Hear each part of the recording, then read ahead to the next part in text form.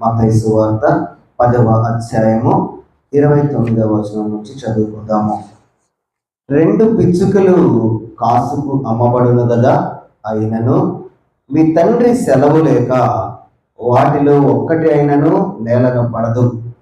మీ తల వెంట్రుకలన్నీ లెక్కింపబడి ఉన్నవి కనుక మీరు భయపడకుడి. మీరు అనేకమైన పిచ్చుకల కంటే శ్రేష్టమైనటువంటి వారు. మనము చదవబడినటువంటి లేఖన భాగంలో మనము ఆలోచన చేసినట్లయితే ఒక చిన్న పిచ్చుకతో పోల్చి దేవుడు మనల్ని చెప్తూ ఉన్నాడు. పిచ్చుక అంటే మన దృష్టిలో చాలా విలువలైనటువంటిది, చాలా చిన్నదైనటువంటి పక్షి.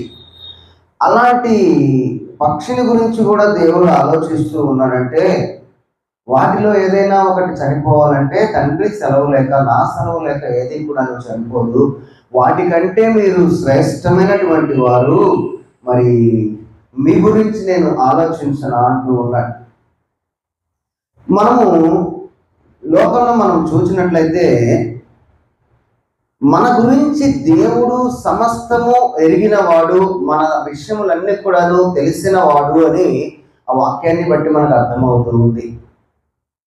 అయితే దేవునిలో ఉన్నటువంటి మనకు దేవుని గురించినటువంటి అవగాహన మనకు ఉన్నదా?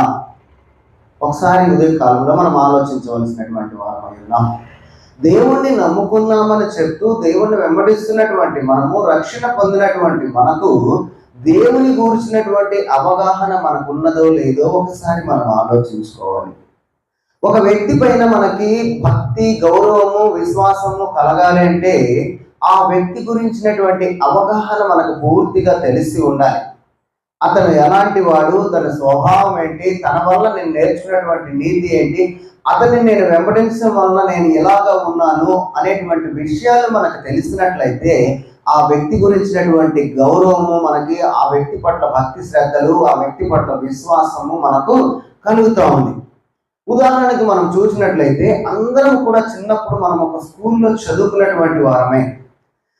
స్కూల్లో చదువుకున్నటువంటి మనము టీచర్లు మనల్ని ఏం చేశారు, వారి ఉన్నటువంటి జ్ఞానాన్ని మనకి బోధించి ప్రయోజకులుగా మనల్ని చేశారు. మనము ఎంత వృద్ధులమైనా పెద్దవారం అయినా కూడా మన పెద్దవారం అయిన తర్వాత ఆ టీచర్ ఎక్కడైనా మనకి కనిపించినప్పుడు తన పట్ల మనం గౌరవంతో, భక్తితోటి తనకి నమస్కరిస్తాం. గురువు గారు వందనాలు అండి. ఎందుకు అతన్ని మన జ్ఞాపకం ఉంచుకొని అతని పట్ల ఎన్ని సంవత్సరాలకు కూడా మనం గౌరవాన్ని మనం చూపించగలుగుతూ ఉన్నాము అంటే తను మనకు చిన్నప్పుడు నేర్పించినటువంటి జ్ఞానం వల్ల మనకి కలిగినటువంటి ప్రయోజనం. ఈరోజు మనం ఒక ఉన్నత స్థితిలో మనము ఉన్నాము. ఈ స్థితిలో మనము ఉన్నాము అంటే మనకు ఆ రోజు నేర్పినటువంటి ఆ టీచరే మూలం. అందువలన మనము అతని గురించినటువంటి అవగాహన మనకి మొత్తం తెలుసు కాబట్టి మన గురించి అతనికి తెలిసి మనము ఎలాంటి వారమో, మనము చదువులో మొద్దుగా ఉన్నామో, మాట వినకుండా తిరుగుతున్నామో, అతను మనల్ని శిక్షించి, దండించి, జ్ఞానాన్ని నేర్పి ఒక మంచి స్థాయిలో మనల్ని ఉంచాడు. అలాగే మనము ఈ లోకంలో, సమాజంలో కానీ మరి ఒక స్థాయిలో మనము ఉన్నామంటే, మనకున్నటువంటి సంపదలో కానీ, సమాజంలో, వ్యక్తుల్లో కానీ ఒక స్థాయిలో మనం ఉన్నామంటే అది తల్లిదండ్రుల ద్వారా మనకు వచ్చినటువంటి గౌరవం.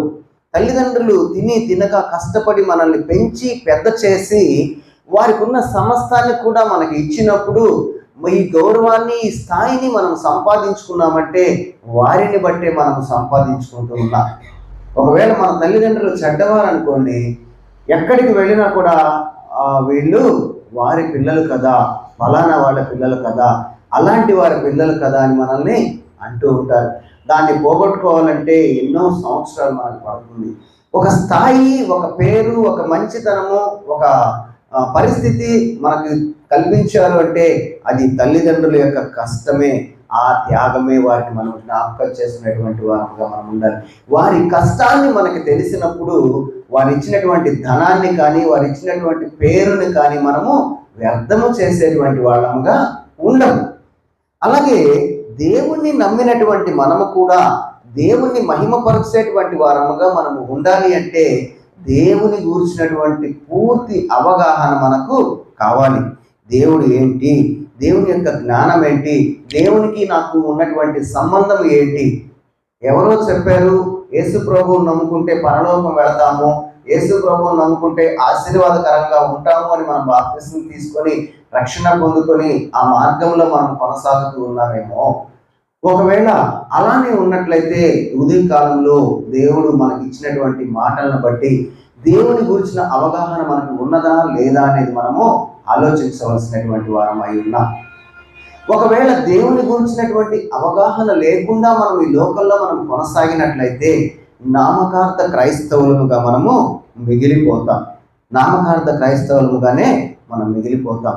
మనకు అన్నీ తెలిసి ఉండొచ్చు, బైబిల్ తెలిసి ఉండొచ్చు, మనకి బైబిల్లో ఉన్నటువంటి ఆశీర్వాదాలు మనకు తెలిసి ఉండొచ్చు, మనము క్రమంగా మందిరానికి రావచ్చు, కానీ దేవుని గురించినటువంటి అవగాహన మనకు లేకపోతే నామకార్థమైనటువంటి క్రైస్తవులుగా మనం మిగిలిపోతాం. అందుకే ప్రభు ఈ లోకంలో ఉన్నప్పుడు ఒక మాట చెప్తూ ఉన్నాడు. మత్తయి సువార్త 7వ అధ్యాయము 21వ వచనంలో ఒక మాటను చెప్తూ, ప్రభువా ప్రభువా అని నన్ను పిలుచు ప్రతివాడును పరలోక రాజ్యములో ప్రవేశింపరు గాని పరలోకమందున్న నా తండ్రి చిత్తము చేయువాడే ప్రవేశించును. ఒక పరలోకంలో ఉన్నటువంటి తండ్రి చిత్తాన్ని మనం నెరవేర్చాలి అంటే దేవుని గురించినటువంటి పూర్తి అవగాహన మనకు కావాలి. ఎప్పుడైతే ఒక వ్యక్తి ఎంత గొప్పవాడైనా కూడా దేవుని గురించినటువంటి అవగాహన తెలిసి ఉంటాడో దేవుని మార్గంలో చక్కగా నడవగలుగుతాడు. పాపము జోలికి పోడు, మంచి మార్గంలో నడిచేటువంటి వ్యక్తిగా ఉంటాడు. బైబిల్ గ్రంథంలో మనము పరిశీలన చేసినట్లయితే గొప్పవాడైనటువంటి ఒక వ్యక్తి తక్కువ స్థాయి నుంచి ఒక ఉన్నత స్థాయికి ఎదిగినా కూడా దేవుడంటే భయభక్తులు కలిగి దేవుని జ్ఞానాన్ని ఎరిగినటువంటి వాడుగా పాపము చేసినా కూడా సరి చేసుకొని తన భక్తి జీవితాన్ని కాపాడుకున్నటువంటి ఒక వ్యక్తిని మనము బైబిల్లో మనము చూడగలము. 139వ కీర్తనని ఒకసారి మనం చూసినట్లయితే 139వ కీర్తనను దావీదు మహారాజు రాసినట్టుగా మనం చూస్తూ ఉన్నాము. మరి మొట్టమొదటి నుంచి కూడాను దాంట్లో మొత్తం 24 చరణాలు ఉంటాయి. 1 నుంచి 6 చరణాలను మనం చూసినప్పుడు భక్తునికి దేవుని గురించినటువంటి జ్ఞానము తను చూస్తూ ఉన్నాడు. దేవుని గురించినటువంటి జ్ఞానము అతను తెలుసుకుంటూ ఉన్నాడు. అంటే నేను ఏం చేస్తున్నానో అంతా కూడా నీకు తెలుస్తాయి అనేటువంటి విషయాన్ని ఆయన చూస్తూ ఉన్నాడు. తర్వాత 7 నుంచి 12 వచనాలు మనం చూసినట్లయితే మనతో దేవుని సన్నిధి ఎల్లప్పుడూ కూడా ఉంటుంది అనేటువంటి మాటలను ఆయన అర్థం చేసుకుంటూ ఉన్నాడు. ఇంకా మనం కొద్దిగా కిందకు వచ్చినట్లయితే 13 నుంచి 16 వచనాలు మనం చూసినట్లయితే నా దేవుడు నన్ను సృష్టించాడు, నా దేవుడు నన్ను సృజించాడు, నా దేవుడు నన్ను పుట్టించాడు, నా పుట్టుకలో దేవుని యొక్క కార్యము చాలా ఉన్నది, దేవుని కార్యము లేకుండా నేను లేను అనేటువంటి మాటలను తను అర్థం చేసుకుంటూ ఉన్నాడు. తర్వాత 17 నుంచి 18 వచనాలు మనం చూసినప్పుడు మనం లోకములోనూ ఆత్మీయంగాను అభివృద్ధి పడాలన్నా కూడా దేవుని కార్యమే ఉన్నది, నా గొప్పతనం ఏమీ కూడాను లేదు అని అంటూ ఉన్నాడు. 19 నుంచి 22 వచనాల వరకు మనం చూసినప్పుడు అతనికి అర్థమైంది, దేవుని గురించినటువంటి జ్ఞానం అంతా కూడా అర్థమయ్యి దేవుని వ్యతిరేక కార్యములకు నేను దూరముగా ఉంటాను అనేటువంటి మాటను అక్కడ హృదయపూర్వకంగా ఆయన చెప్తూ ఉన్నాడు. చివరిగా 23 నుంచి 24 వచనాలు మనం చూసినట్లయితే అయ్యా నీకంటే జ్ఞానవంతులు ఎవరు కూడా లేరు, నన్ను గురించినటువంటి జ్ఞానం నీకే తెలుసు, నీవు నాకు పూర్తిగా కూడా అర్థమయ్యావు, నేను నీకు తప్పించుకొని ఏ పాపం కూడా చేయలేను అని అంటూ ప్రార్థన చేస్తూ ఉన్నాడు. అక్కడ నన్ను పరిశీలించాయా, నన్ను పరిశోధించు, నన్ను పరిశీలించు, నా హృదయం ఏంటో తెలుసుకొని నన్ను ఒక మంచి మార్గంలో నడిపించు అని మరి ఆ భక్తుడు అక్కడ ప్రార్థన చేస్తూ ఉన్నాడు. ఈ ఉదయకాలంలో దేవునిలో కొనసాగుతున్నటువంటి మనకి కూడాను ఇవన్నీ కూడాను అవసరమై ఉన్నవి, ఇవి అవసరమై ఉన్నవి. మరి మొదటి నుంచి కనుక మనము చూసినట్లయితే మొట్టమొదటిగా మనకి కావాల్సింది ఏంటంటే మన పుట్టుక గురించి మనం ఆలోచించాలి. ఈ లోకంలో మనం పుట్టకుండా ఏమీ కూడాను చేయలేము. కాబట్టి మొదటిగా మన యొక్క పుట్టుకను గురించినటువంటి ఆలోచన మనము చేయవలసి ఉన్నాము. మరి ఇక్కడ మనం చూసినట్లయితే 13వ వచనం నుంచి 16వ వచనం వరకు దావీదు మహారాజు రాస్తూ చెప్తూ ఉన్నాడు, నా అంతరింద్రియములను నీవే కలగచేసితివి, నా తల్లి గర్భమందు నన్ను నిర్మించిన వాడు నీవే. నీవు నన్ను కలుగ చేసిన విధము చూడగా భయమును ఆశ్చర్యమును నాకు పుట్టుచున్నవి. అందును బట్టి నేను నీకు కృతజ్ఞతాస్తుతులు చెల్లించుచున్నాను. నీ కార్యములు ఆశ్చర్యకరములు, ఆ సంగతి నాకు బాగుగా తెలిసి ఉన్నది. నేను రహస్యమందు పుట్టిన నాడు, భూమి యొక్క అగాధ స్థలములలో విచిత్రముగా నిర్మింపబడిన నాడు, నాకు కలిగిన ఎముకలను నీకు మరుగై ఉండలేదు. నేను పిండమునై ఉండగా నీ కన్నులు నన్ను చూచెను. నియమింపబడిన దినములలో ఒకటైనా కాకమునిపే నా దినములన్నీ నీ యొక్క గ్రంథములో లిఖితములైన అంటూ ఉన్నాడు. తన పుట్టుకను గురించి తను ఆలోచిస్తున్నాడు. మన పుట్టుకను గురించి మనం ఎప్పుడైనా ఆలోచించామా? మనం సహజంగా అనుకుంటాము, వయసుకు వచ్చినటువంటి ఆడ మగ ఇద్దరికి పెళ్లి చేస్తే బిడ్డలు పుడతారని మనం అనుకుంటాం. కానీ ఆ భక్తునికి వచ్చినటువంటి అవగాహన ఏంటో తెలుసా? నా పుట్టుక వెనక నీ కార్యం ఉందయ్యా అంటున్నాడు. అవునండి, ఈరోజు వివాహం జరిగిన తర్వాత ఎన్ని సంవత్సరాలైనా కూడా బిడ్డలు కలగనటువంటి వాడు ఎంతో మంది ఉన్నారు. ఎక్కడెక్కడికో తిరుగుతున్నారు, ఎంతమంది డాక్టర్ల దగ్గరికో తిరుగుతున్నారు, కానీ బిడ్డలు కలగట్లేదు. బిడ్డలు కలగాలి అంటే అది దేవుడిచ్చేటువంటి బహుమానమే. ఒక బిడ్డ, ఒక తల్లి కన్సీవ్ అయిన తర్వాత ఈ లోకంలోకి ఒక బిడ్డ రావాలి అంటే దేవుని కాపుదల, భద్రత, దేవుని యొక్క ఆలోచన బిడ్డ పట్ల లేనిది ఆ బిడ్డ సజీవుడుగా ఆరోగ్యవంతుడుగా ఈ లోకంలోకి రాలేదు. అందుకే అంటున్నాడు, నా అంతరేంద్రియములు నీవే కలగ చేసావు, నా తల్లి గర్భమందు నన్ను నిర్మించిన వాడు నీవే. నీవు నన్ను కలుగ చేసినటువంటి విధము చూడగా నాకు భయమును ఆశ్చర్యమును పుట్టుచున్నవి అంటున్నాడు. నా తల్లి గర్భంలో నీవే నన్ను నిర్మించావు. ఎంత గొప్ప, ఎంత ఆశ్చర్యం అంటే ఆయన ఆశ్చర్యపడవలసినటువంటి విషయము ఏంటి అని మనము ఆలోచన చేసినట్లయితే మనము యోగు గ్రంథంలోకి మనం వెళ్ళగలిగితే 10వ అధ్యాయంలో 10 నుంచి 12 వచనాల్లో అక్కడ మనం చూసినట్లయితే 10వ అధ్యాయం 10వ వచనంలో మనం చూసినట్లయితే, ఒకడు పాలు పోసినట్టు నీవు నన్ను పోస్తీవి కదా, జున్ను గడ్డ ఒకడు పేరబెట్టినట్టు నీవు నన్ను పేరబెట్టిదివి కదా, చర్మముతోను మాంసంతోనూ నీవు నన్ను కప్పితివి, ఎముకలతోనూ నరములతోనూ నన్ను సంధించితివి, జీవమును అనుగ్రహించిన ఎడల కృప చూపితివి, నీ సంరక్షణ చేతన ఆత్మను కాపాడింది అంటున్నాడు. ఎట్లా మనం నిర్మించబడేటువంటి విధానాన్ని అక్కడ చెప్తూ ఉన్నాడు భక్తుడు. ఒకడు జున్నుగడ్డ పేరబెట్టినట్టు నీవు నన్ను పేరబెట్టావు, పాలు పోసి పెరుగు చేసినట్టు నీవు నన్ను చేసావు అంటున్నాడు. ఒక పాలు కానీ జున్ను కానీ ఏ విధమైనటువంటి గిన్నెలో మనం పోసి కాగపెడతామో ఆ విధంగానే అది ఎలా వస్తుందంటే ఆ ఆకారంలోనే వస్తుంది. దేవుడు మనకి తల్లి గర్భములో ఒక ఆకారాన్ని ఇస్తూ ఉన్నాడు. ఆ ఆకారం ఇచ్చినటువంటి దేవుడు చర్మముతో మాంసముతో మనల్ని కప్పి ఎముకలతో నరములతో సంధించి మనకి ప్రాణాన్ని ఇచ్చి దేవుని ఆత్మను మనలో ఉంచుతూ ఉన్నాడు. ఈ లోకంలో ఒక వ్యక్తి జ్ఞానముతోటి ఒక రూపం తయారు చేయవచ్చు. మనము ఏదైతే ప్రోగ్రామ్ దాంట్లో ఫిక్స్ చేస్తామో ఆ ప్రోగ్రాం ప్రకారమే మన మాట అది వింటుంది. అంతేకాని దానికి ప్రాణాన్ని మనం ఇవ్వలేం, ఆత్మను మనం ఇవ్వలేం. దాంట్లో ఎప్పుడైతే బ్యాటరీ అయిపోతుందో అది ఆగిపోతుంది, మనం చెప్పినటువంటి పనులే చేస్తుంది. కానీ లోకంలో ఉన్నటువంటి ప్రతి మానవుడు కూడాను సొంతగా ఆలోచించుకోగలిగినటువంటి ఒక శక్తిని దేవుడు ఇచ్చాడు. మనం చిన్నప్పుడు ఊహ తెలిసినప్పుడు చేసినటువంటి పనులు ఈ రోజు కూడా మనకి జ్ఞాపకం ఉన్నాయంటే దేవుడు ఇచ్చినటువంటి జ్ఞానమే, అది దేవుడు ఇచ్చినటువంటి జ్ఞాపక శక్తి. అది ఒక రోబోకి అది ఉండదు. మనం ఒక జ్ఞానంతో ఒక బొమ్మని ఎంత తయారు చేసినా కూడా దానికి అది ఉండదు. దానికి దేహం ఉంటుంది కానీ ప్రాణం ఉండదు, ఆత్మ అనేది ఉండదు. ఒక మనిషిని దేవుడు ఎంత శక్తివంతంగా తయారు చేశాడో మనము ఆ సందర్భాన్ని చూసినట్లయితే మనం గమనించగలం. ఒక మానవ నిర్మాణాన్ని మనం గమనించినట్లయితే ఒక చిన్న అణువుగా, ఒక చిన్న చురుకుగా మనం ప్రారంభమైనటువంటి తల్లి గర్భంలో ప్రారంభమైనటువంటి మనము ఆకారము కలిగినటువంటి దేహంగా మనం వస్తూ ఉన్నామంటే మన నిర్మాణాన్ని చూసినట్లయితే ఇందాక అన్నాడు, ఎముకలతో నన్ను నిర్మించావు, చర్మాన్ని నాకు ఇచ్చావు, నరములతో సంధించావు. ఒక మనిషి శరీరంలో ఉన్నటువంటి ఎముకలను చూస్తే ఒక చిన్న చుక్కగా ప్రారంభమైనటువంటి మానవ జీవితము, మానవ నిర్మాణము 300 ఎముకలతోటి దేవుడు ఒక చిన్న బిడ్డని తల్లి గర్భంలో సృష్టిస్తాడు. ఆ 300 ఎముకలు మనము పెరిగే కొద్ది కొన్ని ఎముకలన్నీ కూడా కలిసిపోయి 206 నుంచి 207 ఎముకలు మాత్రమే ఉంటాయి.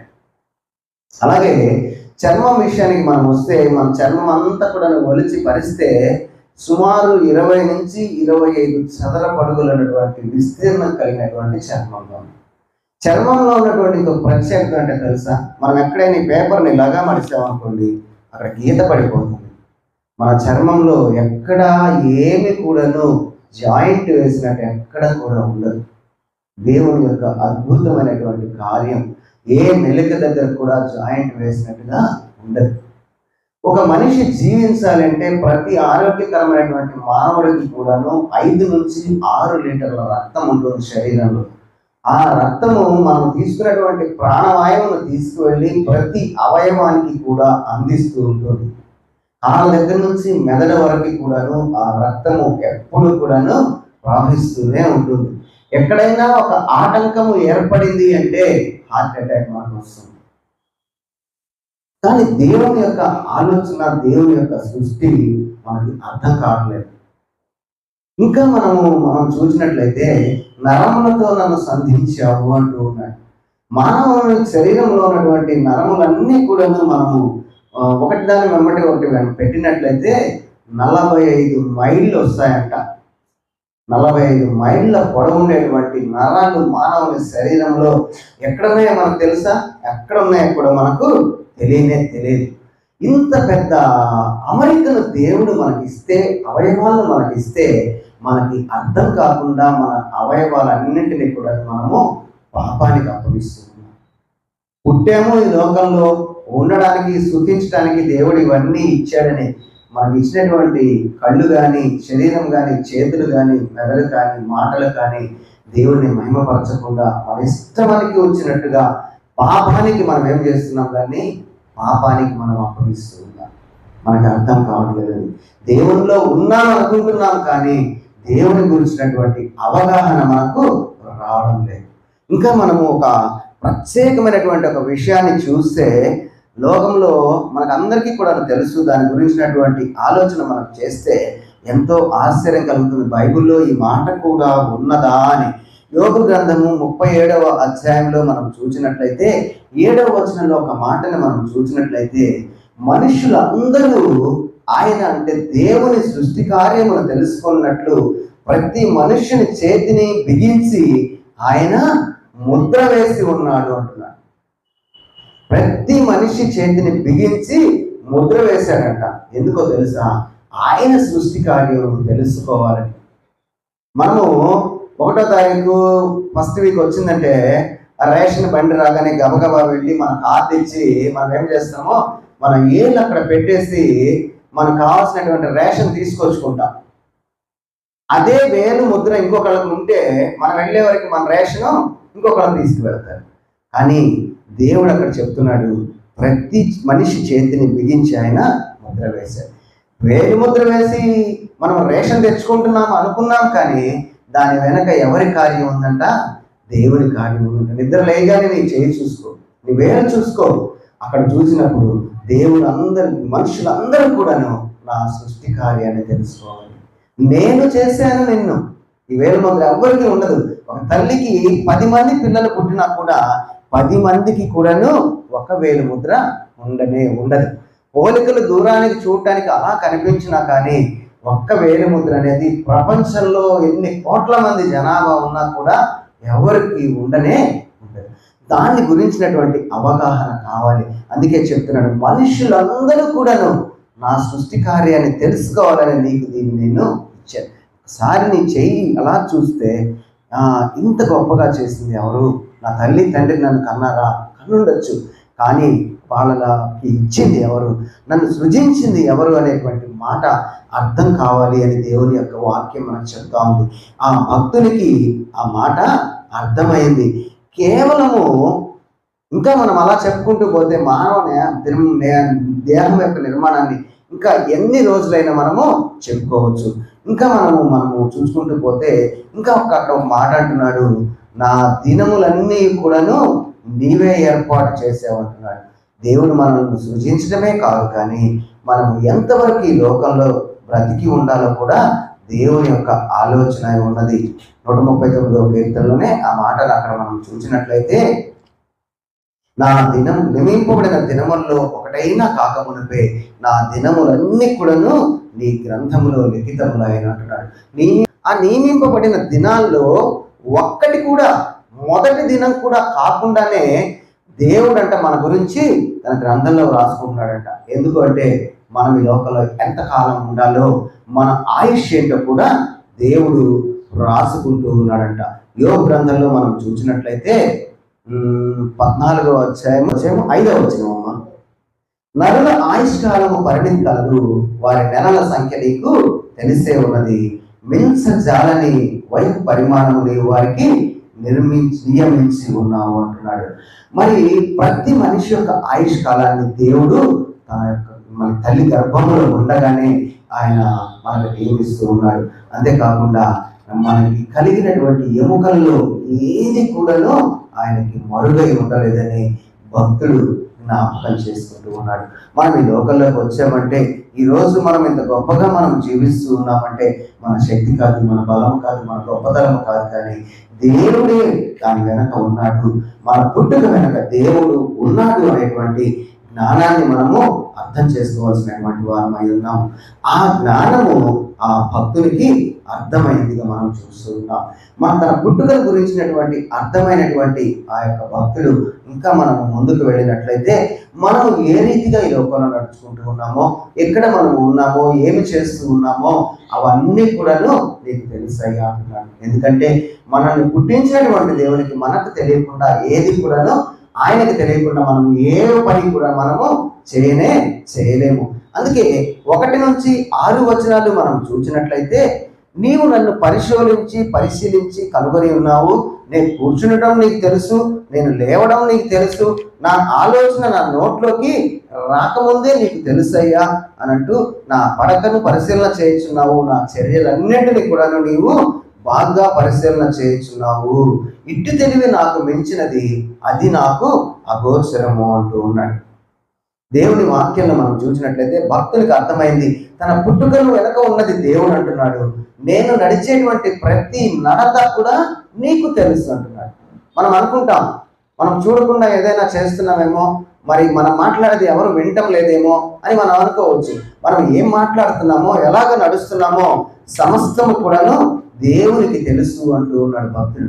ఆ జ్ఞానము మనకు కలిగినప్పుడు మనము ఎక్కడ కూడాను వేరే పని చేయడానికి, మనము దేవునికి వ్యతిరేకమైనటువంటి కార్యం చేయడానికి మనము సాహసించేటువంటి వారంగా మనం ఉండము. హెబ్రీయులకు రాసినటువంటి పత్రిక 4వ అధ్యాయము 13వ వచనంలో ఒక మాటను మనం చూసినట్లయితే, ఆయన దృష్టికి కనబడని సృష్టము ఏదీ లేదు, మనము ఎవరికి లెక్క ఒప్పచెప్పవలసి ఉన్నదో ఆ దేవుని కన్నులకు సమస్తము కూడాను మరుగు లేక తేటగా ఉన్నది అంటున్నాడు. మనల్ని సృజించినటువంటి దేవునికి కనిపించకుండా ఉండేటువంటిది ఏది కూడా లేదు, ఏ విషయం కూడాను లేదు. ఆయన దృష్టికి సమస్తము కూడాను తేటగా ఉన్నదని భక్తుడు చెప్తూ ఉన్నాడు. మరి ఆ మాటని మనం అర్థం చేసుకోగలిగితే, అలా ఇంకా మనం వెళ్ళగలిగితే ఇంకా చాలా దూరం చాలా మాటలు మనం చదువుకోవచ్చు. ఆ ఒక్క మాటను మనం ఆలోచన చేసినట్లయితే, ఆయన మన హృదయాలన్నీ ఎరిగినటువంటి దేవుడు, ఆయనకి కనిపించినటువంటి ఏది కూడా ఈ లోకంలో మనం చేసేటువంటి పని లేదు అనేటువంటి ఆ మాటలు మనం జ్ఞాపకం చేసుకున్నట్టయితే, దేవునికి విధేయులముగా పాపము జోలికి వెళ్ళనటువంటి వారముగా మనం జీవిస్తాము. దేవుని గురించినటువంటి జ్ఞానం అర్థమైనటువంటి వారముగా, దేవునికి ఇష్టమైనటువంటి వారముగా మనము జీవించేటువంటి వారముగా మనం ఉంటాము. ఇంకా మనం కిందకు వచ్చినట్లయితే 7 నుంచి 12 వచనాల్లో మనం చూసినట్లయితే, నేను ఆకాశంలోకి వెళితే నువ్వు అక్కడ ఉన్నావు, నేను పాతాళంలోకి వెళ్తే నీవు అక్కడ ఉన్నావు, నీ సన్నిధి నుండి నేను ఎక్కడికి పారిపోతాను, సముద్ర దిగంతములలో నేను నివసించినా కూడా నీవు అక్కడే ఉన్నావు. మరి అంత తెలిసినటువంటి ఒక వ్యక్తి దేవునికి వ్యతిరేకమైనటువంటి ఏ పనైనా చేయగలడా? నేను ఎక్కడికి వెళ్ళినా కూడా దేవుడు అక్కడ ఉన్నాడు అని తను భయపడినప్పుడు, దేవుని గురించినటువంటి జ్ఞానం తనకు అర్థమైనప్పుడు, తను ఏదైనా ఒక తప్పు చేయాలంటే, దేవునికి వ్యతిరేకమైనటువంటి కార్యము చేయాలంటే అతను చేయగలడా? చేయలేడు.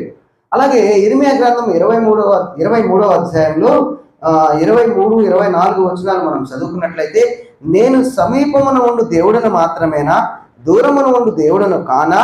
దేవుడు సెలవిచ్చిన మాట ఏదనగా, నాకు కనబడకుండా రహస్య స్థలముల్లో దాగగలవాడు ఎవరైనా కలడా? నేను భూమి ఆకాశములు ఎందట నున్నవాడను కానా? ఇదే యెహోవా వాక్కు.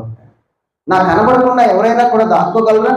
భక్తునికైతే అర్థమైంది, నేను ఎక్కడికి వెళ్తే నీవు అక్కడ ఉన్నావయ్యా, నేను ఎక్కడ ఉన్నా కూడా నీవు అక్కడ ఉన్నావు, నీ సన్నిధి నుండి నేను ఎక్కడికి పోగలను?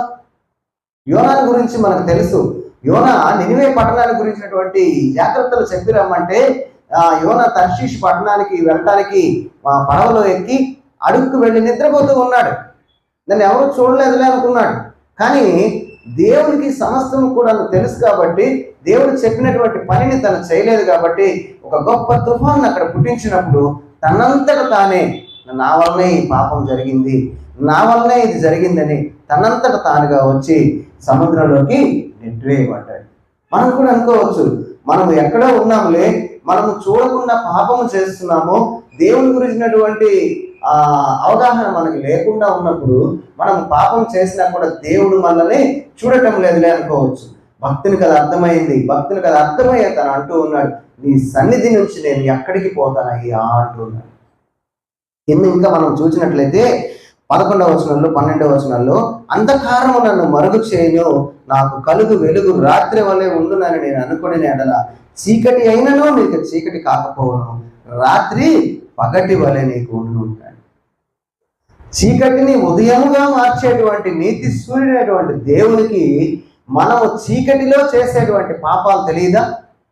ఒక వ్యక్తి అనుకోవచ్చు, నేను ఇక్కడ పాపం చేస్తున్నాను, దేవునికి వ్యతిరేకంగా నేను ఉంటున్నాను, నా ఇష్టమైన కార్యం నేను చేస్తున్నాను, నేను చీకటిలోనే ఉన్నాను, నన్ను ఎవరు చూడట్లేదులే.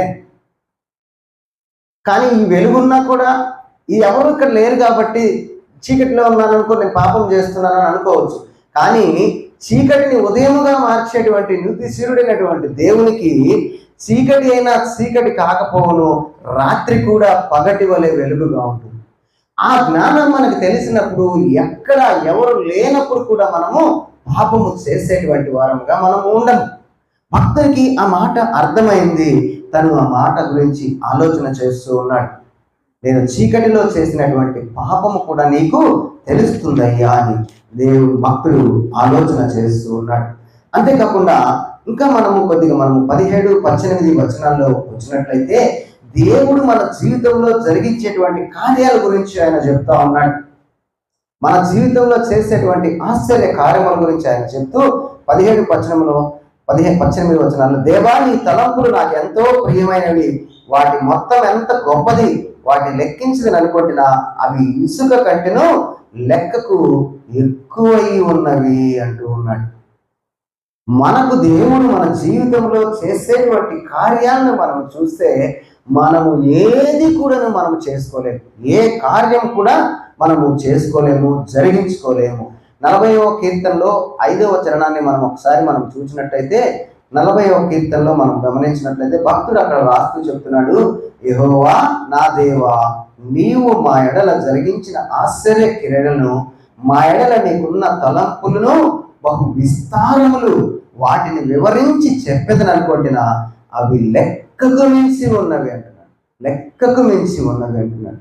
మనల్ని దేవుడు పుట్టించి లోకములో ఉన్నప్పటి నుంచి కూడాను, సృజించినప్పటి నుంచి కూడాను దేవుడు మనల్ని కాపాడుతూ, మనల్ని పోషిస్తూ, మన పట్ల ఎన్నో ఎన్నో ఎన్నో గొప్ప మేలులు ఆయన చేస్తూ ఉన్నాడంటే, అది దేవుని కార్యం కాకపోతే మన కార్యం అనేది కానే కాదు. మనం ఏది కూడాను చేసుకోలేదు. మనం ఎంత కష్టపడి ఎన్ని కోట్లు సంపాదించినా కూడా దేవుని ఆశీర్వాదము లేక దాన్ని అనుభవించడం ఎవరి సాధ్యం కూడా కానే కాదు. ఎవరి వల్ల సాధ్యం కానే కాదు. ఇంతేకాకుండా ఇలా అంటూ మనం చెప్పుకుంటూ పోతే, మన చిన్నతనం నుంచి కూడా దేవుడు చేసినటువంటి మేళ్ళన్నీ మనం జ్ఞాపకం చేసుకుంటే, ఒక్కసారి మనం వాటిని ఆలోచన చేస్తే, ఇంత గొప్ప కార్యాలు దేవుడు నా పట్ల చేశాడు అనుకుంటాం. ఇక్కడ కూర్చున్నటువంటి మనలో ఈ రోజు అందరం పరిశుద్ధులముగా నీతిమంతులముగా మనము ఉన్నాము. కానీ ఒకప్పుడు మన జీవితాలు ఏంటో ఒక్కసారి మనము ఆలోచన చేస్తే మనము ఎంత చెడ్డవారంగా తిరిగిన వాళ్ళమో మన హృదయం గురించి మనకే తెలుసు, మన గురించి మనకే తెలుసు. ఈ రోజు ఇక్కడ కూర్చొని దేవుని గ్రంథాన్ని చేత పట్టుకున్న తర్వాత ఒక విలువను మనం సంపాదించుకున్నామంటే దాని వెనక దేవుని కార్యం లేదంటారా? ఇది మన గొప్పతోటి, మన శక్తితోటి, మన యొక్క జ్ఞానంతో ఇక్కడికి మనం వచ్చామా? రాలేదు. దేవుడే మనల్ని ఇక్కడకు పిలిపించాడు, దేవుడే తన దగ్గరకు మనల్ని నడిపించాడు. చిన్నతనం నుంచి ఎంతో మంది ఎన్నో దేవుని వాక్యాలు మనకు చెప్పుండొచ్చు. మా తల్లి గారు 60 సంవత్సరాల క్రితం దేవుని నమ్ముకున్నారు. కానీ నాకు 35 సంవత్సరాలు వచ్చిన తర్వాత నేను దేవుళ్ళకి వచ్చాను. ఎందుకు? చిన్నతనం నుంచి తల్లి చెప్పే తెలియదా? మాకు విగ్రహారాధన అంటే వాస్తవంగా మేము తెలియదు. మాకు అసలు మా పిల్లలకు, మా అన్నదమ్ములకు కానీ మాకు కానీ విగ్రహారాధన అంటే తెలియదు. మా అమ్మ ఎప్పుడు గుడికి తీసుకెళ్ళలేదు మమ్మల్ని. అందువల్ల మాకు విగ్రహారాధన అంటే తెలియదు. 60 సంవత్సరాల క్రితం మా అమ్మ దేవుడిని నమ్ముకుంటే నేను ఎప్పుడు నమ్ముకున్నాను తెలుసా? నాకు 35 ఏళ్ళు దాటిన తర్వాత దేవుడిని నమ్ముకున్నాను. మరి ఇంతకుముందు ఎందుకు నమ్ముకోలేదు అంటే అది ఎంతోసార్లు మా అమ్మ చెప్పుండొచ్చు. కానీ ఆ సమయానికి దేవుడు మనల్ని పిలుచుకున్నాడు. ఆ సమయానికి మనం దేవుని గురించినటువంటి జ్ఞానం మనకు అర్థమైంది. ఈరోజు మనం సమాజంలో ఈ రకంగా మనం ఉన్నత స్థాయిలో మనం ఉన్నామంటే మనకు ధనం ఉండకపోవచ్చు, అందరిలో మనకు పేరు ప్రఖ్యాతులు ఉండకపోవచ్చు, కానీ దేవుని దృష్టిలో మనము ఉన్నాము, నీతిమంతులముగా పరిశుద్ధులముగా ఉన్నాము అంటే దాని వెనుక దేవుని కార్యం ఉన్నది. కానీ మన శక్తి, మన జ్ఞానము ఏమాత్రం కూడా కానే కాదు. మనం ఈరోజు నీతిమంతులముగా, మనము పరిశుద్ధులుగా ఇక్కడ మనం ఉండాలి అంటే దేవుని కార్యము, దేవుడు గొప్ప కార్యాన్ని మన పట్ల చేశాడు. తన కుమారుడైనటువంటి యేసు క్రీస్తు వారిని లోకానికి పంపించి మన కోసం ఆయన బలి చేసి ఆయన మనలను నీతిమంతులుగా, పరిశుద్ధులుగా ఆయన తీర్చిదిద్దాడు. కొలస్సీ పత్రిక 1వ అధ్యాయము 22వ వచనంలో మనం గమనించినట్లయితే అక్కడ మనం చదువుకోగలము. తన సన్నిధిని పరిశుద్ధులుగాను, నిర్దోషులుగాను, నిరపరాధులుగాను నిలవబెట్టుటకు ఆయన మాంసయుక్తమైన దేహమందు మరణము వలన ఇప్పుడు మిమ్మును సమాధానపరిచాడు. ఆయన అంటే యేసుక్రీస్తు వారు నిన్ను నన్ను పరిశుద్ధులుగా, నీతిమంతులుగా చేయటానికి తన కుమారుడైనటువంటి యేసుక్రీస్తు వారిని ఈ లోకానికి పంపించి ఆయన శిలువ పైన బలిగా అర్పించి ఆయన రక్తంలో మన పాపములకు శుద్ధీకరణం చేసి మనలను పరిశుద్ధులుగా, నిర్దోషులుగా ఆయన ఉంచినట్లు మనం చూస్తూ ఉన్నాం. ఇంకా మనం కొన్ని పత్రికల్లో మనం చూడగలం. తీతు పత్రిక 2వ అధ్యాయం 14వ వచనంలో చూడగలము. ఎఫెసీ పత్రిక 5వ అధ్యాయం 27వ వచనంలో కూడా దాని గురించినటువంటి వివరణను మనం చూడగలము. ఇంకా మనము 19 నుంచి 22 వచనాలకు మనము వెళ్ళినట్లయితే 139వ కీర్తనలో ఇదంతా అర్థమైనటువంటి భక్తుడు తను చెప్తున్నటువంటి మాట ఏంటో తెలుసా? 19 నుంచి 22 వచనాలు అక్కడ మనం చదువుకున్నట్లయితే, దేవా, నీవు భక్తిహీనులను నిశ్చయముగా సంహరిస్తావు. నరహంతకులారా నా ఎదురుని తొలగిపోవుడి. వారు దురాలోచనతో నిన్ను గూర్చి పలుకుదురు. మోసపుచ్చుటకై నీ నామమును బట్టి ప్రమాణం చేయుదురు. యెహోవా, నిన్ను ద్వేషించు వారిని నేనును ద్వేషించుచున్నాను. నీ మీద లేచి వారిని నేనును అసహించుకొంచున్నాను కదా. వారి యందు నాకు పూర్ణ ద్వేషం కలదు. వారిని నాకు శత్రువులుగా భావించుచు ఉన్నాను అంటున్నాను. పూర్తిగా అర్థమైనటువంటి ఒక వ్యక్తి మాట్లాడుతున్నటువంటి మాటలు ఏంటో తెలుసా? పాపానికి నువ్వు వ్యతిరేకివయ్యా, భక్తిహీనులకు నువ్వు వ్యతిరేకివి. భక్తిహీనులను నువ్వు ఎట్లా అయితే అసహించుకుంటున్నావో నేను కూడా పాపాన్ని అసహించుకుంటున్నాను. ఈ లోకంలో భక్తిహీనులకు నేను దూరంగా ఉంటున్నాను అంటున్నాడు. మనకు అర్థమైందా? మనము ఎవరితోటి సహవాసం చేస్తున్నామో, మన పరిస్థితి ఎలా ఉన్నదో మనకు అర్థమైందా? మనము ఎవరితోటి ఎలాంటి సహవాసం చేస్తున్నామో. దేవుని పిల్లలముగా ఉన్నటువంటి మనము ఒక వ్యక్తిని మార్చడానికి అతని దగ్గరికి వెళ్ళొచ్చు, కానీ అతనితోటి సహవాసం చేయకూడదు. ఆ భక్తునికి అది అర్థమైంది. నేను భక్తిహీనులకు దూరంగా ఉంటున్నానయ్యా, నీవు వారిని ఎలాగైతే వ్యతిరేకిస్తున్నావో నేను కూడా వారిని అసహించుకుంటున్నాను అంటున్నాడు. అందుకే 1వ కీర్తన మనం చదువుకుంటాం కదా, దేవుని వాక్యం ఏం చెప్తుంది? దుష్టుల ఆలోచన చొప్పున నడవక, పాపుల మార్గమున నిలవక, అపహాసకులు కూర్చుండు చోటున కూర్చుండక. దివారాత్రము దేవుని ధర్మశాస్త్రములు ధ్యానించువాడు ధన్యుడు అంటున్నాడు. ఎవరు చేస్తారా పని? దేవుని వాక్యము అర్థమైనటువంటి వ్యక్తి, దేవుని గురించినటువంటి జ్ఞానాన్ని అర్థమైనటువంటి వ్యక్తి ఆ పని చేస్తాడు. పేతురు రాసినటువంటి మొదటి పత్రిక 4వ అధ్యాయము మరి 2వ వచనంలో ఒక మాటను అక్కడ మనం చూడగలిగితే, శరీర విషయంలో శ్రమపడిన వాడు శరీరమందు జీవించు మిగిలిన కాలం ఇక మీద మనుషాచలను అనుసరించి నడుచుకొనక దేవుని ఇష్టానుసారముగానే నడుచుకున్నట్లు పాపముతో జోలి ఇక ఏమీ కూడాను లేక ఉండును. ఎప్పుడు వస్తుందో తెలుసా ఆలోచన? దేవుని గురించినటువంటి జ్ఞానము మనకు తెలిసినప్పుడు వస్తుంది. ఇంకా మనం చాలా రెఫరెన్స్లోకి వెళ్ళొచ్చు, కానీ సమయము అయిపోయింది కాబట్టి చివరి మాటల్ని మనం చూద్దాం. చివర ఇదంతా కూడాను అర్థమైనటువంటి భక్తుడు చెప్తున్నటువంటి మాట ఏంటో తెలుసా? 139వ కీర్తనలో చివరి చరణాలను మనం ఒకసారి చదువుకున్నట్లయితే, మరి దేవా నన్ను పరిశోధించి నా హృదయమును తెలుసుకొనుము, నన్ను పరీక్షించి నా ఆలోచనను తెలుసుకొనుము, నీకు ఆయాసకరమైన మార్గము నా యందు ఉన్నదేమో చూడుము, నిత్యమైన మార్గంలో నన్ను నడిపించు. భక్తుడు ప్రార్థన చేస్తూ ఉన్నాడు. ఇదంతా కూడా అర్థమైంది. అర్థమైనటువంటి వ్యక్తి ఇలాంటి ప్రార్థనే చేస్తాడు. 51వ కీర్తనలో మనం చూసినట్లయితే 10వ చరణాన్ని మనం గమనించినట్లయితే 51వ కీర్తన 10వ చరణాన్ని ఒకసారి మనం చూద్దాము. దేవా నా యందు శుద్ధ హృదయము కలుగ చేయము, నా అంతరంగములో స్థిరమైన మనస్సు నూతనముగా పుట్టించుము, నీ సన్నిధిలో నుండి నన్ను తోసివేయకము, నీ పరిశుద్ధాత్మను నా నుండి తీసివేయకము అంటున్నాను. ఎప్పుడో తెలుసా? దావీదుకి ఇది అర్థమైంది. పొరపాటున ఆయన పాపం చేశాడు. పైన హెడ్డింగ్ రాసి ఉంటుంది 51వ కీర్తనలో పైన హెడ్డింగ్ రాసి ఉంటుంది. దావీదు పాపము చేసినప్పుడు వెంటనే దేవుని గురించినటువంటి జ్ఞానం తనకు అర్థమైంది. తన జీవితంలో ఎప్పుడూ కూడాను పాపం చేయలేదు, తను చేశాడు ఆ ప్రార్థన. అలాగే ఇక్కడ కూడా ఒక ప్రార్థన చేస్తున్నాడు. మనకి కూడాను దేవుడు అర్థమైతే ఈ ప్రార్థనని మనము ఎల్లప్పుడూ కూడాను చేసేటువంటి వారంగా మనం ఉండాలి. మొట్టమొదటిగా మనం చూసినట్లయితే తన పుట్టుకను గురించి దేవుడు దాని వెనక ఉన్నాడని దావీదు తెలియజేస్తా ఉన్నాడు. తర్వాత మొదటి నుంచి మనం చూసినట్లయితే 6 చరణాల వరకు దేవుని గురించినటువంటి జ్ఞానం తనకు అర్థమవుతా ఉంది. నా గురించినటువంటి ప్రతి ఆలోచన కూడా నీకు తెలుసయ్యా అంటూ ఉన్నాడు. తర్వాత 7 నుండి 12 వచనాలు మనం చూసినట్లయితే దేవునితో మనకున్నటువంటి సంబంధము, సన్నిధి, మనం ఎక్కడికి వెళితే అక్కడ ఆయన ఉన్నాడు, దేవుడు సర్వవ్యాపి, సమస్తము చూస్తున్నాడు అనేటువంటి మాటను మనం చూడగలం. 13 నుంచి 16 వచనాలు మనం చూసినట్లయితే దేవుడు మన పుట్టుకలో ఉన్నాడు, మన పుట్టుక వెనక దేవుని కార్యము ఉన్నది అని మనకు తెలుస్తూ ఉంది. తర్వాత 17 నుంచి 18 వచనాల్లో లోకములో మనం అభివృద్ధి పొందాలన్నా, ఆత్మీయంగా మనం అభివృద్ధి పొందాలన్నా అది దేవుని కార్యం వల్ల మాత్రమే అది సాధ్యమవుతూ ఉందని అక్కడ చెప్తా ఉన్నాడు. 19 నుంచి 22 వచనాల్లో మనం చూసినట్లయితే ఇదంతా అర్థమైనటువంటి భక్తుడు చెప్తున్నటువంటి మాట ఏంటో తెలుసా?